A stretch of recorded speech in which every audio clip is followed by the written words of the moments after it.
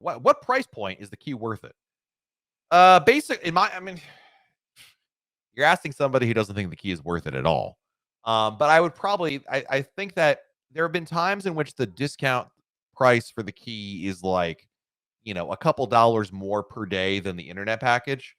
Then you can make the argument there. But I just don't think it's worth it. I think the key just, it sounds better on paper than it is in practice. That's my issue with the key. That a lot of the benefits sound better than they are. Number two, you can probably achieve a number of these benefits on your own with a little bit of effort or footwork, right? Um, and and I just think, and more so than that, a lot of the benefits are also very front loaded, meaning many of them are for the first day of the cruise and the first couple of hours of the cruise. And then when you get past the first day, the value diminishes greatly, in my opinion. But there are a lot of people who love the key. So, who am I to talk about it? I don't know. Just reached platinum status. Congratulations. How do I get discounts on the balcony rooms? Is it automatic when I play my Crown and Anchor number into the reservation? Yeah, basically. But Eric, what you want to do is work with the travel agent. I think you probably already heard me talk about this, but just let your travel agent know they can apply the discount. Keeping in mind, by the way, sometimes the Crown and Anchor discount may not be combinable with other discounts that are out there. But yeah, basically, once you have it in there, it should automatically go in. So, do you know any tips on choosing a travel agent? You always want, honestly, there's a couple of tips. Number one, you want a travel agent that charges you no change fees, service fees. Their services should cost you nothing extra. Number one.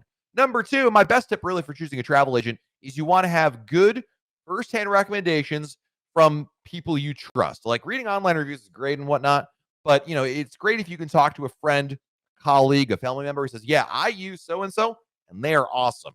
Now, of course, this is when I shamelessly plug that we have a travel agent sponsor here at Royal Caribbean Blog, MEI Travel. They're wonderful. I use them for my own travels. I've been using them even before they were a travel agent. Before they were a sponsor, I should say. But I mean, full disclosure, they are a sponsor. They pay me to be the official sponsor. But I'm telling you, I recommend them to all my family members. So, firsthand recommendations are always super important right there. Do you know if there are any Christmas offerings on 19 Days to Wonder of the Seas? If your cruise goes, I can't do the math quickly in my head. If your cruise goes over Christmas Day, then yes, there will be special events on board. It depends on the sailing, but usually, all the ships are going to have a Christmas tree up. But you're going to have, the opportunity to meet Santa Claus. There's special activities like trivia events. There was an arts and crafts Christmas event, I remember, and we did it recently. A variety of other things as well. And of course, a special menu in the main dining room, in addition to all that. If your cruise is just in December, but doesn't actually go over Christmas, then the best you can really hope for is some Christmas decorations primarily.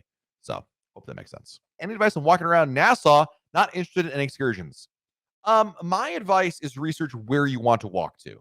I think it's perfectly safe to walk around Nassau, but when you walk out of the cruise terminal area, you're gonna, if you have no plan, you're gonna be met with a barrage of vendors who are looking to sell you a lot of things. Let's just say it that way. My advice is you want to just say no thank you politely to all of them and be on your way and kind of get out of that main tourist thoroughfare there on by the waterway.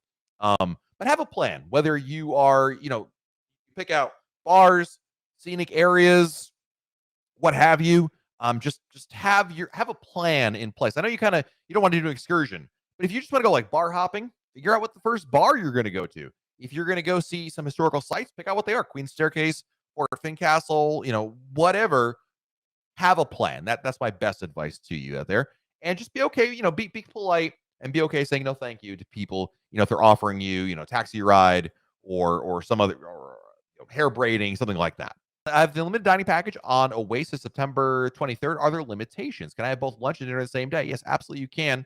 As long as the restaurants are open, can you have two special meals a day? Yes. The only limitation that there is for you, my friend, is if you go to on Oasis, if you go to Playmakers or Portside Barbecue, you can go there. You can go to those restaurants once per day, and that's it per person. You cannot go, but you can go to if you want to go to Chops for lunch if they're open, assuming on a sea day, and you want to go to Wonderland or Giovanni's for dinner, you can absolutely do that. Yeah, and you can go to Playmakers for a mid-afternoon snack if you'd like to. The only limitation they've added is that you just can't go to Playmakers more than once per day per person, if that makes sense.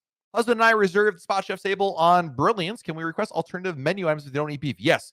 You don't have to do it in advance, Nicole. When you get to the restaurant, you just let them know that. You let the waiter know. I did this. I just did chef's table on Allure, and I don't eat shellfish or pork, and they were able to swap it out for me. No problem at all. Can you explain why you can't book restaurants in advance if the dining package, but you can if you're purchasing individual reservations?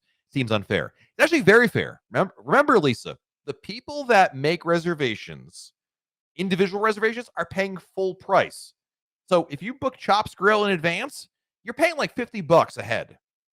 Okay. When you go to Chops, the price for you is going to end up being like, I don't know, 20 or $30. I mean, you're getting a deep discount. That is the trade off, essentially. So trust me when I tell you, it's well worth the trade off. And all you have to do, Lisa, is when you get on board the ship, go immediately to book reservations and you'll be fine. No problem at all. I know look, I would prefer, I know you would as well, to make the reservations. But the reason why it is fair is because the people who make reservations, if they book like more than 2 specialty restaurants, they're going to pay more than your specialty restaurant package for the entire duration of your cruise. What if you don't buy anything? What happens to your onboard credit? It depends on the onboard credit. Some onboard credit is refundable, and some is non-refundable. So it kind of depends on which one you get. Obviously, the refundable one would be automatically refunded back to your credit card, and the non-refundable would disappear into the ether. So spend it. I kind of chuckle when people ask me about, what happens if you don't spend your onboard credit. Spending onboard credit is very easy. It's very easy to spend onboard credit. I don't think I'll have a problem at all. Just go to the spa. If you ever find yourself with too much onboard credit, go right to the spa. It'll disappear in about a heartbeat. Are ships doing the Quest game show? Yes. A number, not all of them are back yet, but a number of ships have brought the Quest back. I don't know about Independence of the Seas, but I've seen it back on a number of cruise ships. So it is in the process of restarting. We have an APM dining slot. Will we miss out on anything, please? Now, actually, if you have if that's the late seating, Andy, if you have traditional dining, early or late, and I'm assuming you're in the late one here, you're actually, a lot of the entertainment tends to be scheduled opposite those dining times. So, there's usually 2 shows per night of a performance. You'll be able to see, or at least an early show one night and a late show the other night. So you'll be able to see it one way or another. So the answer is no. How does Adventure Ocean work? Do you have to reserve every slot? No, there's no reservations required. It's simply register your kids on day 1. And then when they're open, you just walk up, drop off your kids, and pick them up later on before they close. That's basically it. There's on a sea day, Drake, they're open from 9 a.m. to noon, 2 p.m. to 5, 7 p.m. to 10 p.m. That's all complimentary. And then 10 p.m. to midnight, or possibly 2 a.m., it depends on the ship, will have an additional hourly cost to it. But it's pretty straightforward, Drake. When you get on board the ship, go to Adventure Ocean, register them on the first day, go at 1 o'clock. That's usually when they open. They'll answer all your questions there. But basically, you just drop them off whenever they're open. You can drop your kids off and then pick them up whenever you want. You can drop them off for 10 minutes. You can drop them off for 3 hours. It's totally your call on that one. So, can you tell me more about your group cruise in June? Yeah, so it's on Navigator of the Seas. I'm going to give the date. I don't remember the date off the top of my head. Navigator of the Seas out of LA, June 16th, 2023. Basically, Garrett, it's a Royal Caribbean sailing on Navigator. It's nothing special beyond that. But our group will be on board. So I'm inviting you to come sail with me. We'll have special events. Usually there's like at least one event a day for us to kind of hang out, get to know each other. Sometimes they're all social events, really easy going. You can come to as many or as few as you want to. But for more information, Garrett, on how to join the group cruise, you want to go to RoyalCaribbeanBlog.com/events, RoyalCaribbeanBlog.com/events for that. How much cash do you recommend taking? Ooh, it's funny. I wrote an article about, it's not really that funny. It's just kind of, we did an article about this recently about how much cash to bring on board. And truly the answer if we ask the guys, I'm just going to prove a point in chat. For a 5-night cruise, how much cash would you bring on the cruise? Type it in chat. Where you're going to see, Kalanji, are numbers all over the place. You're going to see hundreds of dollars, thousands of dollars. It blows your mind. So there isn't a wrong answer is what I'm trying to demonstrate here. I generally, the rule of thumb, I generally recommend, not used to, but I generally recommend, it's about $100 a day is usually a good recommendation, right? 5-day cruise, $500. You know what? That'll cover pretty much what you're going to need for, really, what you're using cash for are gratuities, primarily if you want to handle like order a drink or something like that. But really, it's like off the ship stuff, right? When you're at the cruise terminal and the porters take your luggage, here's a couple of bucks there. When you're on a shore excursion, you need to use a taxi. buy a souvenir in port. I think in port is really when you use the most kind of cash. Now, the reason why this is such a hard question to answer is, well, are you going to the casino? Are you buying a ton of souvenirs in port? Some people may end up spending like $100 total for the entire cruise.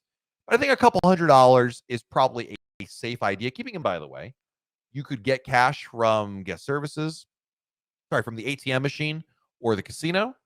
There's a fee for both those services. You can go to an ATM in one of the ports you're visiting. There's gonna be a fee there probably, but there are ways to get cash even if you don't have enough. So um, it's not an easy question to answer because it's such a personal question. So hopefully that helps you.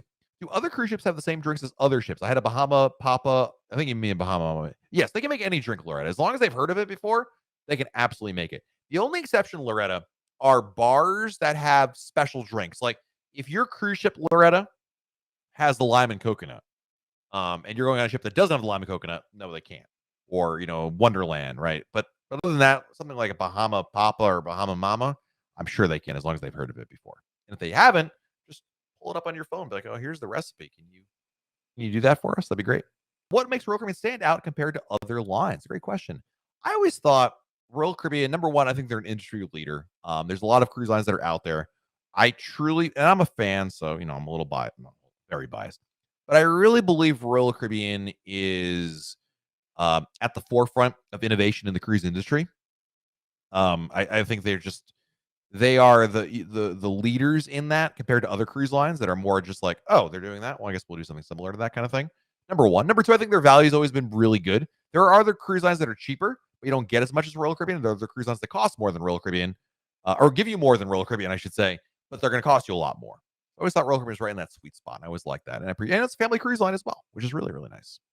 Have a great week, everybody. Stay safe out there. Do something fun. That's always important. And we'll talk again very soon right here on YouTube. Bye, everybody.